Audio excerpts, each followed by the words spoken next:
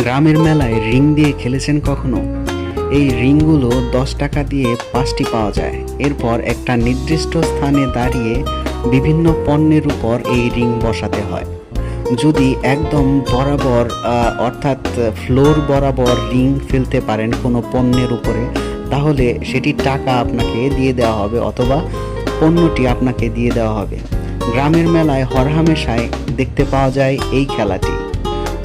গ্রামীণ ভাষায় একে জুয়াও বলা হয়।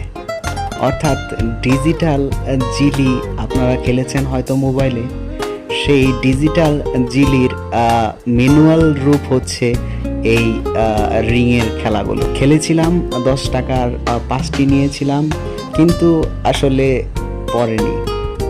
ওরা আসলে এইভাবেই সেট করে রাখে। এখানে ফেলাটা দেখে যতটা সহজ মনে হয়, আসলে ততটাও সহজ না।